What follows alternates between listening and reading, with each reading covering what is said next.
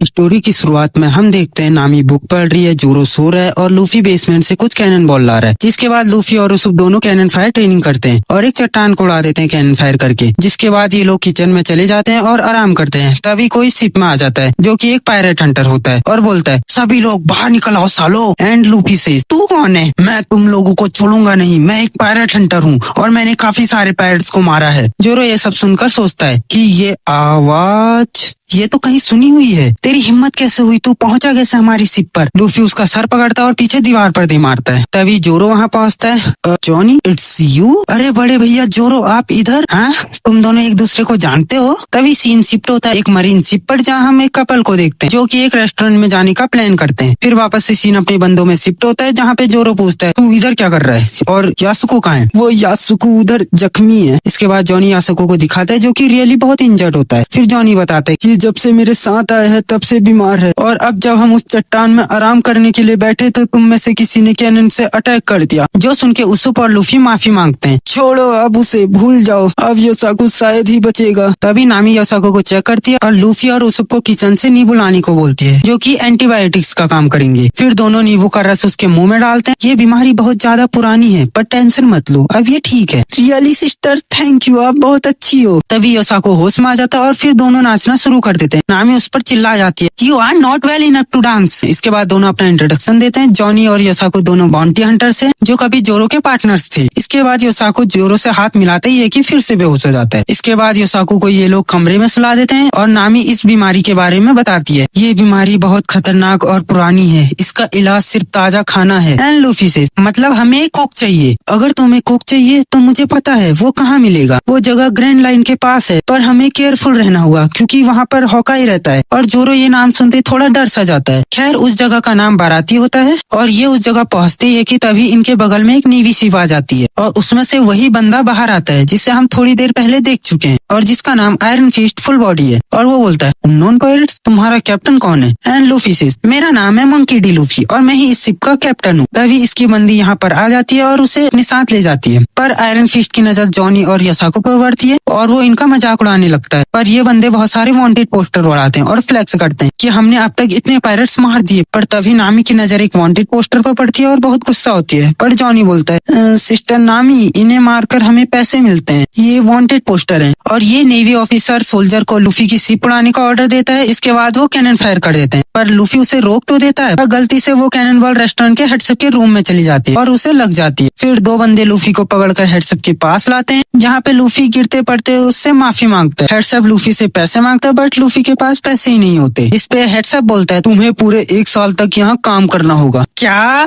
1 साल? Heads up Luffy के मुंह पे लात मारता है। बताओ, कोई इज्जत ही नहीं है अपनी लौंडे की। और नीचे फुल बॉडी अपनी बंदी के साथ खाना खा रहा होता है और सभी लोग बस इन्हें ही देख रहे होते हैं। ये वाइन पक्का नॉर्थलैंड की है, कैसी लगी तुम्हें? सभी लोग ये सुनते हैरान हो जाते हैं क्योंकि ये वाइन बहुत ज्यादा रेयर होती है। बट सांजी जो कि इस रेस्टोरेंट का शेफ है वो इसका हाथ पकड़ कर कहता है, बिल्कुल गलत, और अब अपना सूप पी, वो ठंडा हो रहा है। इस बात से सभी हंसने लगते हैं और इसकी बहुत ज्यादा बेइज्जती हो जाती है। और इधर लूफी उस शेफ से डील करता है कि प्लीज कुछ कम करके 1 हफ्ता कर दो, चलो 2 हफ्ता प्लीज। ठीक है, मैंने खुद ही तय कर लिया है, 3 हफ्ते बहुत हैं, तुम ये डिसाइड नहीं करोगे। फिर वो एक नाइफ निकालता है और बोलता है, ठीक है तुम जा सकते हो पर अपनी एक टांग यहाँ पर छोड़ दो। नहीं प्लीज माफ कर दो। तभी जोरो नामी उसूब भी रेस्टोरेंट में आ जाते हैं और इधर फुल बॉडी को इंसल्ट फील हो रही होती है। वो टेबल के नीचे मौजूद कीड़े को मारकर अपने सूप में डाल देता है। ओए वेटर, ये देखो मेरे सूप में एक कीड़ा है। लेकिन सांजी इसकी इंसल्ट करते हुए बोलता है, सॉरी बट मैं कीड़ों के बारे में ज्यादा कुछ नहीं जानता। इतनी बेइज्जती के बाद फुल बॉडी टेबल तोड़ देता है और सारा खाना गिरा देता है। सांजी ये देखकर बहुत गुस्से में आ जाता है, क्या तुझे पता है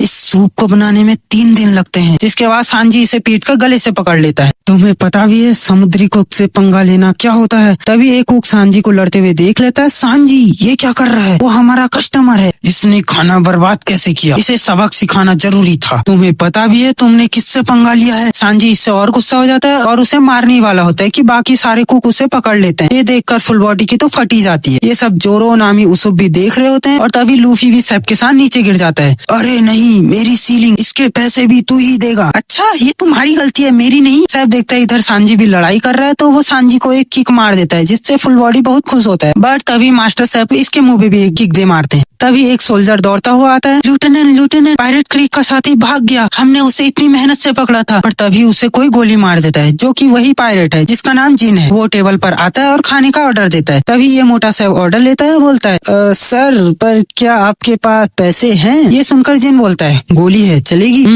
तो पैसे नहीं है। तेरी हिम्मत कैसे हुई यहाँ आने की, पायरेट? इसके बाद कुक उस पर अटैक करता है और चेयर्स तोड़ देता है, और फिर उसका कुत्ता हटता है और बाहर फेंक देता है। पर सांजी भी अपने काम पर लग जाता है। जिन जा ही रहा होता है कि तभी सांजी उसके लिए खाना ले आता है। इसे खा लो, मैं जानता हूँ भूखा होना क्या होता है। पर जिन खाना खा लेता है और उसे खाना इतना पसंद आता है, वो खाते ही बोलता है, मैंने इससे डिलीशियस खाना कभी नहीं खाया। और ये सब लूफी भी देख रहा होता है। हाँ, मुझे मिल गया, तुम ही मेरे क्रू के कुक बनोगे, जॉइन अस।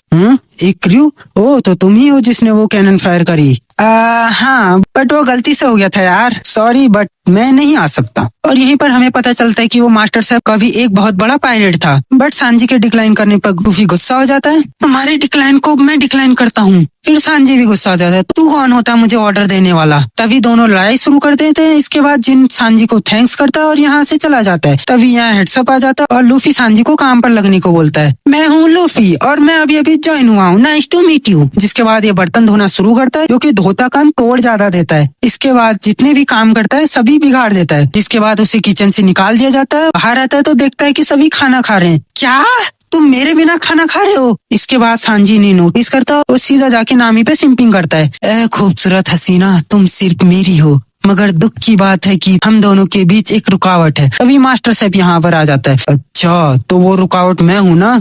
अगर यही करना है तो इनके साथ ही पायरेट क्यों नहीं बन जाता? तभी सीन शिफ्ट होता है। जिन अपनी क्रू के पास आके सांजी के बारे में अपने कैप्टन को बताता है और इस पायरेट का नाम डॉन क्रीग है और बोलता है, मुझे भी उस जगह पर ले जाओ। और इधर सैफ सांजी को बहुत सुनाता है, तू हमेशा लड़ाई करते रहता है, एक अच्छी डिश भी नहीं बना सकता। जब तक मैं कुछ नहीं कहूँगा तब तक बकवास बंद नहीं होगी, हाँ बुड्ढे? इस बात से लूफी बोलता है, अब तो ज्वाइन कर ले, चुप हो जा साले।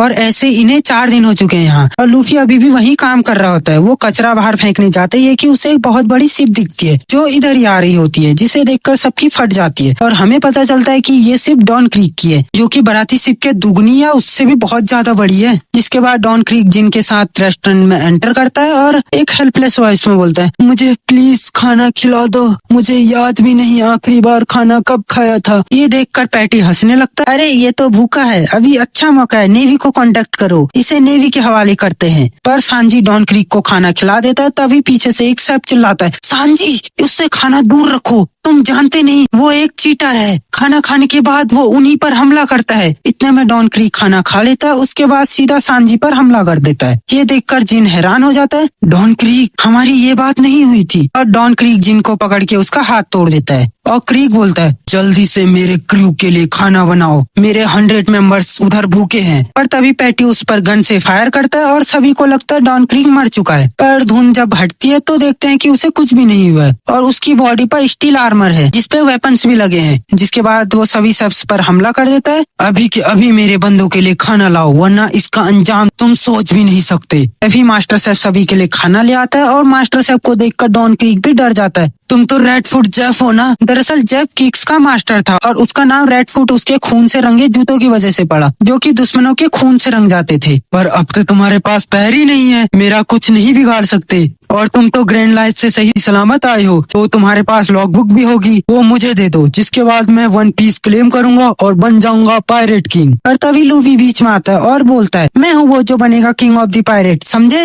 1 पीस मेरा है। जिससे डॉन क्रीक गुस्सा हो जाता है, तुम्हें ये मजाक लग रहा है, मैं तुम्हें छोड़ूंगा नहीं। फिर लूफी भी लड़ने को तैयार हो जाता है और जोरो भी अपनी शॉर्ट्स निकाल लेता है, जिसे देखकर डॉन क्रीक हंसता है और वहाँ से खाना लेकर चला जाता है। और इधर हम नामी को देखते हैं जिसके हाथ में वही वांटेड पोस्टर है और जिन सांजी से माफी मांगता है और जेफ बोलता है, नहीं तुम्हें माफी मांगने की जरूरत नहीं। पर सभी सब गुस्सा हो जाते हैं कि आप सांजी की साइड क्यों ले रहे हो, ये सब सांजी की वजह से हुआ। चुप हो जाओ सभी लोग, तुम्हें क्या पता है भूखा रहना क्या होता है, कैसा होता है जब इस समुद्र में भूखे भटकते रहते हैं, तुम्हें पता भी है कितना डरावना और मुश्किल होता है वो। ये बात सांजी से बढ़कर और कोई नहीं जानता। अब लड़ने की तैयारी शुरू करो। किसी भूखे को खाना खिलाना मेरा फर्ज है, पर उनका पेट भरा होगा तो उन्हें मैं आराम से मारूंगा। फिर लूफी जिन से पूछता, तुम तो ग्रैंड लाइन गए हो ना, तुम्हें कुछ नहीं पता क्या? और इसके बाद जिन जो बोलता है, एब्सोल्यूट सिनेमा भाई। जिन बोलता है, हाँ हम गए थे ग्रैंड लाइन पर वहाँ जो हुआ बिल्कुल ही अनप्रेडिक्टेबल था। एक आदमी सामने से आया और हमारी 50 शिप एक ही बार में डुबा दी। 7वें दिन का वो मंजर जिसे मैं याद भी नहीं करना चाहता। हमारी सिर्फ मेन शिप ही वापस आ पाई।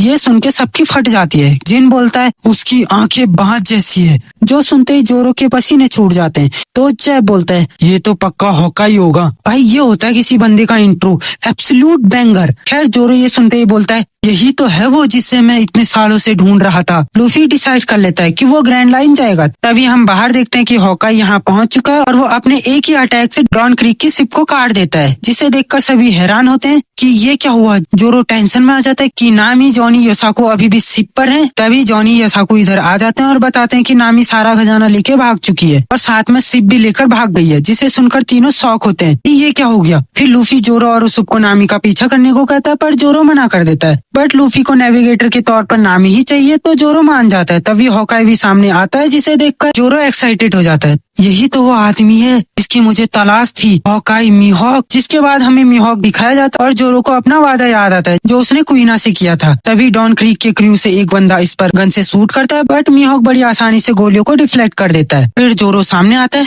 मैंने सफर तुमसे मिलने के लिए शुरू किया था, मेरा तुमसे लड़ने का हमेशा से ही सपना रहा है। इस पे मीहॉक पूछता है, तुम्हारा गोल क्या है? जोरो बोलता है, ग्रेटेस्ट स्वॉर्ड्समैन बनना, और वो मैं तुम्हें हरा के अभी बन जाऊंगा। एंड जोरो अपने सांतोरी पोजीशन में आता है और मीहॉक भी इस चैलेंज को एक्सेप्ट करता है। इसके बाद मीहॉक अपने लॉकेट में लगे तलवार को निकालता है, जिसे देखकर जोरो पूछता है, ओए इसका मतलब क्या है? मुझे अब एक चूहे को मारने के लिए अपनी स्वॉर्ड निकालनी पड़ेगी, तुम्हारे लिए यही काफी है। जिससे जोरो बहुत गुस्सा होता है और अपनी स्पेशल टेक्निक ओनिगिरी से अटैक करता है, जिसे मीहॉक अपने उस नाइफ से ही रोक लेता है। देखकर सभी शॉक्ड होते हैं कि ऐसे कैसे जोरो की ओनिगिरी फेल हो गई। जोरो ये देखकर समझ जाता है कि आई एम डन, हो गया भाई, ये पॉकेट नाइफ से मेरा अटैक रोका है, मतलब फर्क साफ है। इसके बाद जोरो और अटैक करता है, बट कोई फायदा ही नहीं, वो सारे अटैक डॉज कर रहा है। ये देखकर जोरो रेज में आता है और फिर अटैक पर अटैक करता रहता है, बट मीहॉक सिर्फ हाथ से मारता है और जोरो को फ्लैशबैक आ जाते हैं। ये देखकर जॉनी, योसाको जोरो की हेल्प के लिए जाते हैं, बट लूफी उन्हें रोक देता है क्योंकि ये सिर्फ जोरो की लड़ाई है। इसके बाद जोरो फिर से अटैक करता है टाइगर ट्रैप, बट मीहॉक उसे भी डॉज करके जोरो को स्टैप कर देता है। और मीहॉक देखता है कि जोरो पीछे नहीं हट रहा, तो वो बोलता है, ऐसे मर जाओगे, मुझे मरना पसंद है पर हारना या पीछे हटना नहीं। Banger line. मीहॉक इस बात से इम्प्रेस हो जाता है और अपनी मेन स्वॉर्ड निकाल लेता है, तो ये इनका डायरेक्ट और आखिरी हमला होगा। तो दोनों एक दूसरे पर अटैक करते हैं और रिजल्ट, जोरो लॉस्ट द बैटल। और साथ ही जोरो की 2 स्वॉर्ड्स टूट जाती है। जिसके बाद जोरो मीहॉक के सामने खड़ा हो जाता है और बोलता है, wounds on the back are a swordsman shame. Another banger line. Mihawk impress होता है और उसकी चेस्ट पर एक स्कार दे देता है और जोरो पानी में गिर जाता है। जॉनी और योसाको जोरो को बोट पर लाते हैं और अब मीहॉक अपना रियल नेम बताता है, जो है ड्रैकुल मीहॉक, और बोलता है, फर्क नहीं पड़ता कितना टाइम लगे, तुम्हें पावरफुल होना पड़ेगा और मुझे सरपास करो रोरोनोआ जोरो।